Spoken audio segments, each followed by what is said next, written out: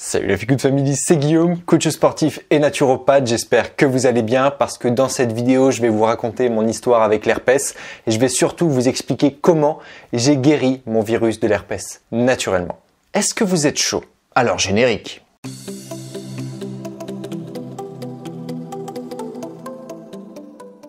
Bon, vous commencez à me connaître maintenant, vous savez que j'aime bien comprendre les choses avant de rentrer dans le vif du sujet, donc c'est ce qu'on va faire tout de suite.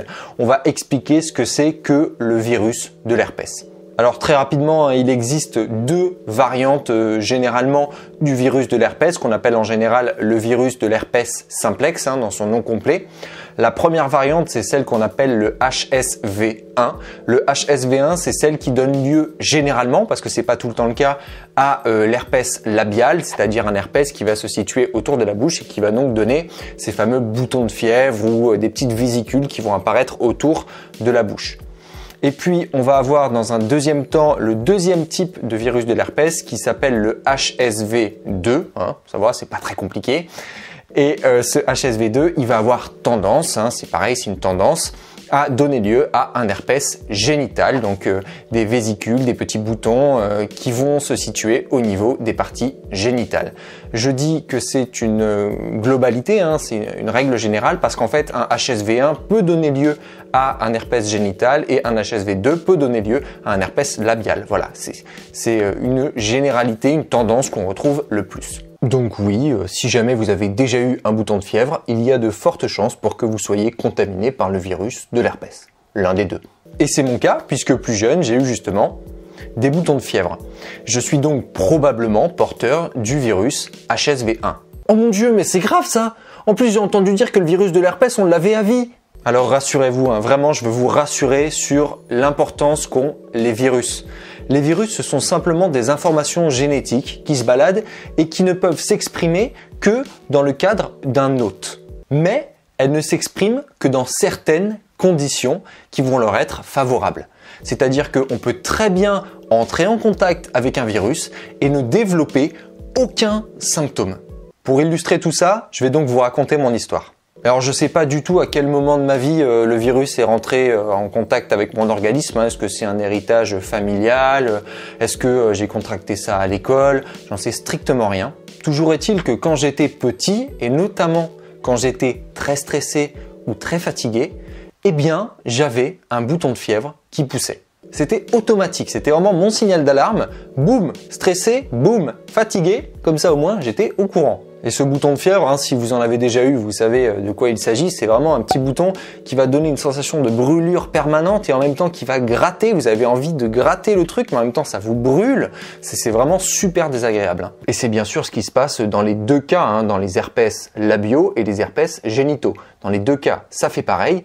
Et rassurez-vous, que ce soit un herpès génital ou un herpès labial, les deux ont la même importance. Il n'y a pas un qui est plus grave que l'autre. Voilà, faut se détendre là-dessus. Et pour traiter ce bouton de fièvre, ma mère elle me donnait un médicament qui était un gel qu'on appliquait directement sur le bouton, qui avait pour objectif de le tuer, entre guillemets. Ça le séchait, mais évidemment ça ne traitait que les symptômes. Et dès qu'il y avait à nouveau une grosse montée de stress, à nouveau un manque de sommeil intense, et boum, le bouton il revenait. Donc voilà, on était sur un traitement allopathique, un traitement de médecine moderne aujourd'hui. Boum, un symptôme, boum, un médicament. On fait taire le symptôme et la cause profonde est toujours présente. On comprend ici donc très bien que c'était quand mon organisme était dans un état de déséquilibre, notamment occasionné par un stress intense ou par un manque de fatigue, que le virus pouvait s'exprimer. Et ça, c'est vraiment quelque chose qu'il faut comprendre. C'est que c'est le terrain, votre état de santé, c'est votre état interne qui va déterminer si un virus s'exprime ou non. C'est pour ça que face à, par exemple, je sais pas, un virus comme celui de la grippe, certaines personnes vont avoir des symptômes très importants et d'autres vont presque pas avoir de symptômes, voire vont rentrer en contact avec le virus et ne vont développer aucun symptôme parce que leur terrain n'est pas favorable au développement du virus.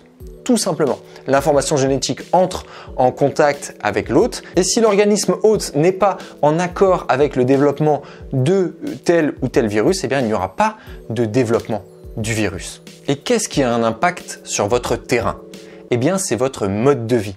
Et donc, pour revenir à mon histoire, c'est seulement à partir du moment où j'ai commencé à m'intéresser à mon alimentation, à faire attention à mon sommeil, à savoir gérer mon stress, c'est quand vraiment j'ai réussi à comprendre que les paramètres de mon environnement, que mon comportement au quotidien pouvaient définir ma santé, ce qui est le principe de la naturopathie, hein, on est dans une médecine holistique qui prend l'ensemble de l'organisme en compte, et bien c'est uniquement à partir de ce moment-là que mon bouton de fièvre n'est plus jamais revenu. Plus jamais. À partir du moment où mon corps est resté à l'équilibre, où mon système immunitaire a pu être pleinement fonctionnel, où j'ai pu avoir une santé de plus en plus forte, que j'ai pu venir à bout de mon virus. Alors est-ce que le virus il est toujours présent dans mon corps? Peut-être. Mais au final, on s'en fout, il y a plein de virus qui nous habitent.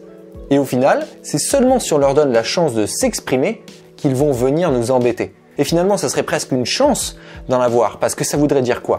Ça voudrait dire qu'il y a un problème. Ce serait un signal d'alarme. Si maintenant, là, j'avais un bouton de fièvre qui me poussait, bah, qu'est-ce que ça voudrait dire? Je vais pas me dire « Oh mon Dieu, ça y est, l'herpès revient !» Non, je me dirais « Ah, ben, peut-être que là, il faut que je commence à gérer mon stress, peut-être qu'il faut que je commence à me coucher plus tôt, à enlever la lumière bleue le soir plus tôt pour me coucher dans les bonnes conditions, etc. » Voilà, ça voudrait dire ça.